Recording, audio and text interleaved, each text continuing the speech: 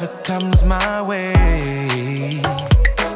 'Cause I put my hope and trust in the only one who's faithful every day. In the darkest night, you are by my side. I'm never alone because I know I can always trust you. I can always trust you. Every day and every moment, my future, yeah, you hold it. I know it. I can always trust you. I can always trust. I can always trust. I can always trust you. I can always trust. I've got a savior who will always walk me through whatever comes my way. 'Cause I put my hope and trust in the only one who's faithful every day. In the darkest night, you are by my side. I'm never alone because I know I can always trust you. I can always trust you. Every day and every moment, my future, yeah, you hold it. I know it. I can always trust you. I can always trust. I can always trust you. I can always trust you. Every day and every moment, my future, yeah, you hold it. I know it. I can always trust you. I can always trust. I can always trust. I can always trust you. I can always trust. I can always trust.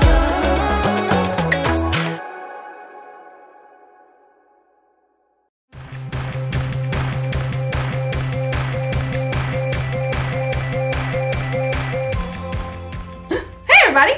My name's Erica, and I'm here to talk to you about contentment. Contentment is learning to be okay with what you have.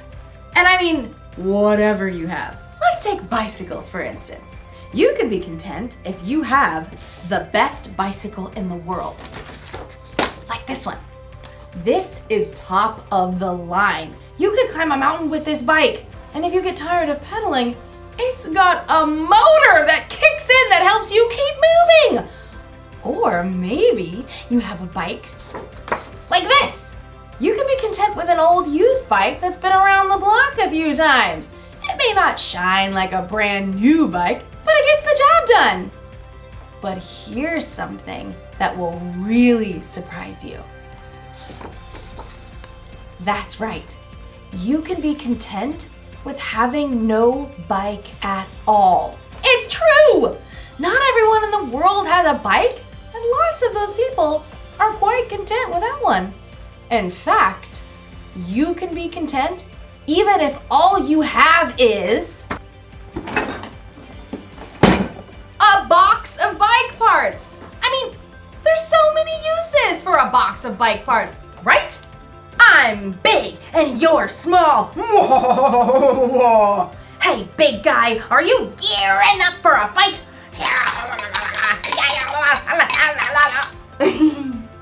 In today's story, we'll hear about the next step after contentment.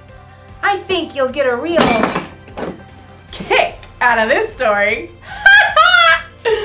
This is a kickstand. So many uses. Man, all right, I'll see you next time.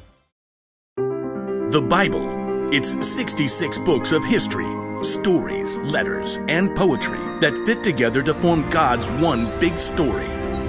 The epic adventure of how He created us and loves us so much that He made a way to rescue us. As we travel through the Bible, from Genesis to Revelation, we discover people who met God and found their lives changed forever.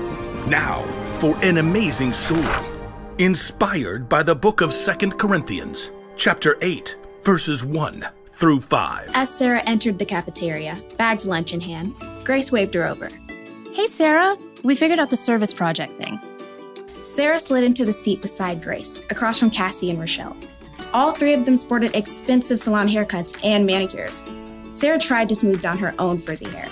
She was glad that St. Joseph's School requires uniforms, because at least her clothes looked like what everyone else was wearing. Oh, right. The project for social studies? Miss Moss had required that individual groups find a service project to do during the holiday season. I looked through Miss Moss's list. This one's perfect. Grace showed her tablet screen to Sarah. Helping a refugee family? That's a great idea. Yeah, we can just buy them stuff from this list and send it to their new home. Where is the...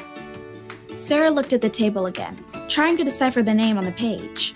Where is the KMB family living? Somewhere over on the east side, like Grove or some place with those rundown houses. Sarah swallowed hard. She lived on the east side when she'd moved in with her grandma. It was only because of a scholarship that she was able to attend St. Joseph's School. It says here the family needs 3 sets of sheets. Oh, I know! You've seen those ads for tufted owl sheets? They're supposed to be the best. Sarah's eyes widened. Aren't those sheets like $200? That's cool. My dad will give me the money. They need dishes. I'll order a full set from Macy's. My mom has a platinum card there. I'll get them a TV. Perfect way to learn English, right? Enter a credit card number and boom, service project done. The girls turned to Sarah, who avoided their eyes by staring at the list of needs on the tablet. Hey Sarah, what are you gonna send? They need winter coats. I saw these awesome tailored down jackets on sale for like $125. I don't know. I'll text you all later. That evening at dinner, Sarah barely touched her spaghetti. Grandma peered across the table, her eyes bright under her wiry white hair. Now, what's wrong, Sarah? Oh, it's this service project I have to do for school. We're supposed to help this refugee family that's moving into a house over on the Grove. The Kayembes. That sounds like a lovely idea. Yeah, but everyone else is ordering stuff for them. Expensive sheets and TVs and things. The only money I have right now is for bus fare. What am I gonna give? You don't have to have a lot to give a lot. You didn't answer my question. Grandma smiled and reached for the worn Bible that always sat on the kitchen table. No, but St. Paul will. Sarah knew that once Grandma got a scripture passage stuck in her mind, there was no stopping her from reading it. Okay, fine. I'm listening. Let's see. It's right here in 2 Corinthians. Paul was writing to a group of churches. We want you to know about the grace that God has given to the churches in Macedonia. They have suffered a great deal, but in their suffering, their joy was more than full. Even though they were very poor, they gave very freely. In fact, they gave even more than they could. Completely on their own, they begged us for the chance to share in serving the Lord's people in that way. But that's still talking about money. The churches gave money. Listen with your heart. They gave from what they had, and they did it with joy. Well, what I have is not money. But you've got other things. Okay, I'm good at baking. I know how to use the bus and get around. I have time, I guess. Grandma beamed and her face crinkled. All good things. Reluctantly, Sarah smiled back. Okay, I'll make a list. Next morning, Sarah's friends crowded around her locker. Hey, have you decided what you're gonna buy? Well, I thought maybe the Kayembe family needs more than just stuff. Like how? Maybe they need help. You know, like finding the library, figuring out the bus system. Yeah, I don't know anything about that. But I do. And I Googled and found a number for their caseworker. And she said we could help the Kayembes decorate their new home for Christmas. Oh, that's a really cool idea. I found this awesome video that shows how to make Christmas ornaments from salt dough that you shape and bake and paint. You all could come to my place and help. Sure, that'd be great. I mean, it's a tiny apartment kitchen and all. You tell us what to do, we'll do it. Sarah breathed a sigh of relief. Maybe she couldn't send $200 sheets, but she could use her time and creativity, and even her grandma's tiny kitchen, to help welcome a new family to her neighborhood.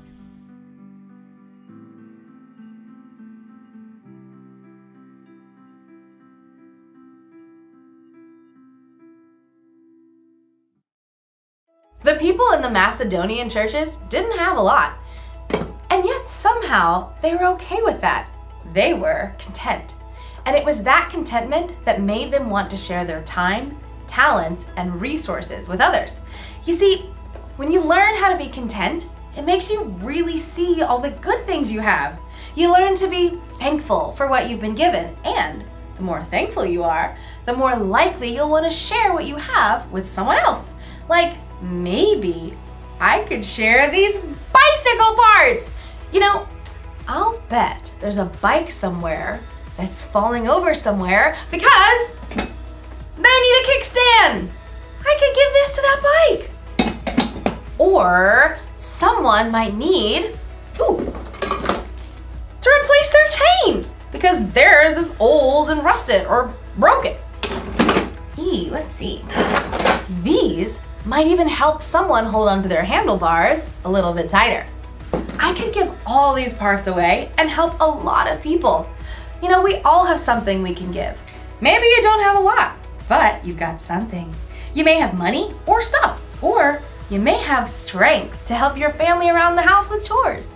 You may have talent to make people happy, or you can have time to spend with people who don't want to be alone.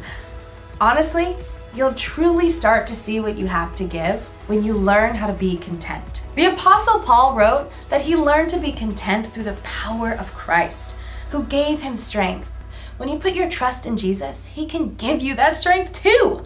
The one thing to remember today is this: you can always use what you have to help someone else. So think about all you have to give and be thankful. Don't forget what I've spoke in. Get it? This is a spoke. See you around, because it's a wheel. Bye!